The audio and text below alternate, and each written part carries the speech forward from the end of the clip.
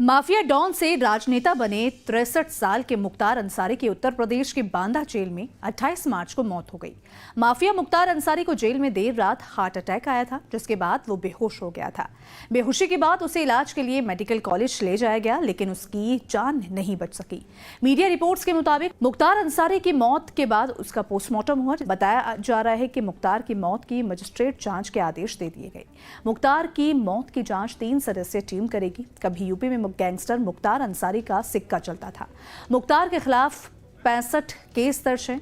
इनमें हत्या के प्रयास, अपहरण, धोखाधड़ी, गुंडा act, arms act, gangster act, CLA act से लेकर NSA तक शामिल हैं। इनमें से उसे 8 मामलों में सजा हो चुकी थी और 21 केस अभी भी विचाराधीन हैं। इन्हीं मामलों के चलते वो सालों से जेल में बंद था। माफिया मुख्तार अंसारी साल 2005 में पहली बार तब जेल गया जब उस पर मऊ दंगे भड़काने का आरोप लगा था।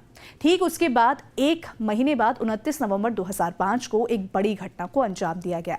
इस घटना में बीजेपी विधायक कृष्णानंद राय समेत कई लोगों को गोलियों से भून दिया गया था।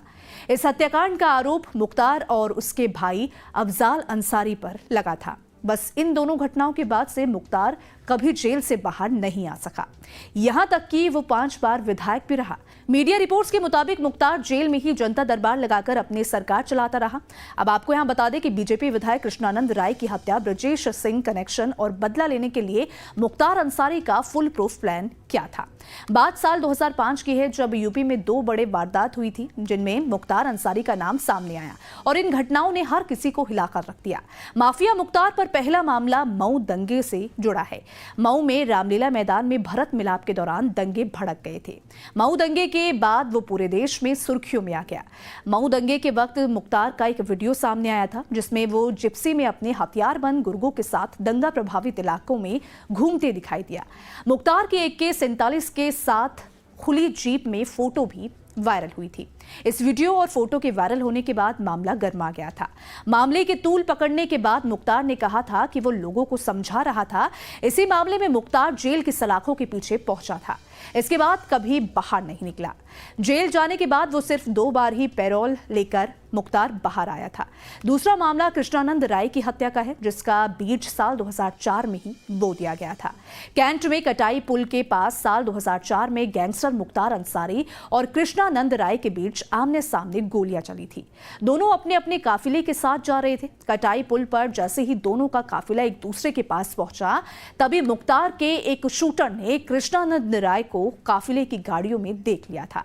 जैसे ही ये बात मुख्तार तक पहुंची, दोनों के काफिले रुक गए और उनमें बैठे लोगों ने एक दूसरे पर फायरिंग शुरू कर दी। दोनों लोग इस गैंगवॉर में बाल बाल बच गए थे। बताया जाता है कि इस दौरान कृष्णानंद राय मुख्तार पर भारी पड़े थे।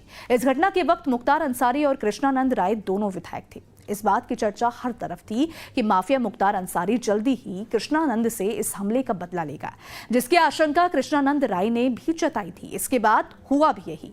मुख्तार के सरेंडर करने के बाद 29 नवंबर 2005 को बीजेपी विधायक कृष्णानंद राय की हत्या कर दी गई। घटना के वक्त कृष्णानंद राय को उनकी गाड़ी के अंदर भून दिया गया था। इस गोलीकांड में कृष्णानंद राय अपने सुरक्षा कर्मियों के साथ गाड़ी के अंदर से निकल तक नहीं पाए थे।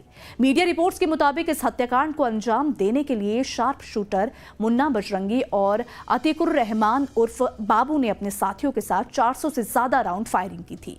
इस हत्याकांड में भी मुख्तार को मुख्य आरोपी बनाया गया था। तब कहा गया था कि मुख्तार ने जेल में बैठे बैठे बीजेपी विधायक कृष्णानंद राय की हत्या कर अपनी पुरानी दुश्मनी का बदला लिया है। इस हत्याकांड की जांच CBI को सौंप दी गई थी और फिलहाल अब मुख्तार अंसारी इस दुनिया में नहीं है। खैर, इसको लेकर आपकी क्या राय है, कमेंट सेक्शन में